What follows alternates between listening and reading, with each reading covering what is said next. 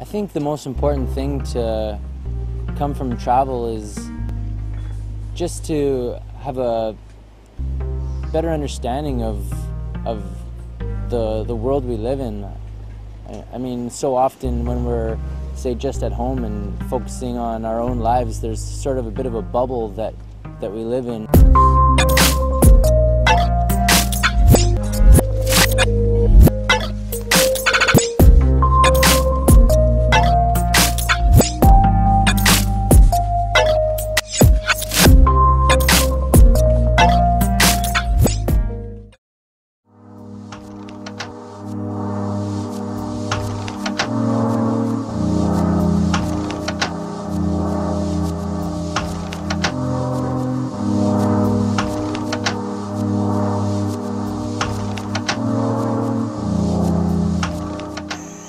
We're like midway up the hill to the Karen village that we're going to tonight, and it's really hot and it's all uphill.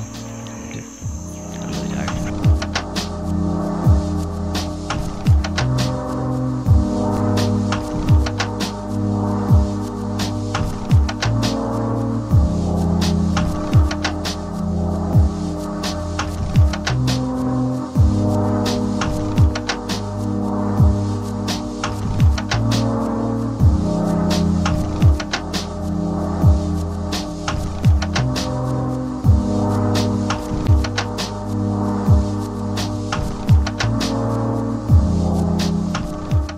Well, it's day 2 of our trek, and we arrived at this village last night around 5, and just were able to explore and kind of check out this extremely simple way of living, but it also looks extremely satisfying. They've got one of the most beautiful homesteads I've ever seen, so kind of just got all they need and sit here and hunt and gather and survive.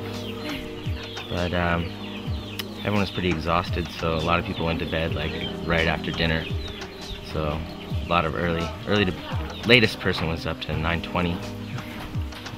But I think everyone was up probably about 3 a.m. when the roosters started crowing and the bugs were screaming and dogs were fighting. But I think that's how the village goes too. As soon as the sun goes down, they'll go to bed and then wake up as soon as the sun gets up. Yesterday we had like a lot of vomit happening and a lot of really sick people, but today I've heard like everyone's 100%, so it seems like all we needed was some resting, and now we've got 3 hours of hiking and we'll be at the next village.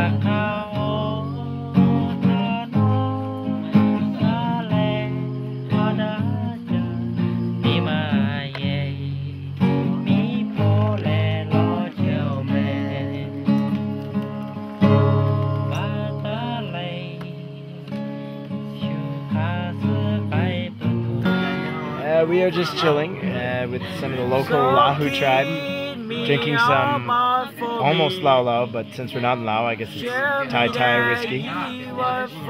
And one of our guides has gotten his hands on a guitar and is determined to get us to sing every song we know, which we don't really know. Which is a lot of fun when you've had a lot of Thai whiskey. Happy water. This would make me go blind if it. What? Take half. No happy water. One really interesting thing about visiting northern Thailand, and you can see it in northern Laos as well, is the culture of the hill tribes. Basically, there's these tribal villages that are way deep into the hills and the forests, and they've existed there for many years just on their own, and they've got a completely distinct culture from the rest of Thailand. They don't speak Thai. They're not Buddhist. They're completely different than the Thai culture. Basically, the story is that the Burmese government is really bad, and they have been for a long time, and they were trying to wipe out these cultures. And so the Karen tribe, the Arak tribe, the Lahu tribe, there's about 7 of them that all they had to run away from Burma. And so this happened in the 50s when the northern Thailand wasn't that developed. So these people, they just ran away into the hills of northern Thailand, and they set up their own villages there. And at the time, nobody cared because it was off in the boonies, and development wasn't going that far.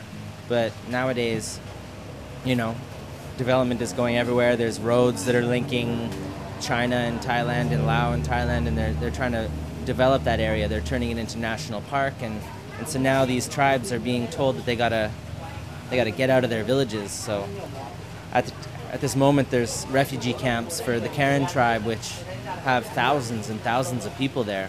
There are still some villages that remain, and we were lucky enough to go and see some that still remain in pristine condition. We got to stay there, and they need money, so in exchange for us, staying in a building that's kind of off to the side and staying quiet, we were allowed to just stay there and witness this really beautiful way of life. It's kind of like it's a way of life that can't really be found too many places on the planet anymore.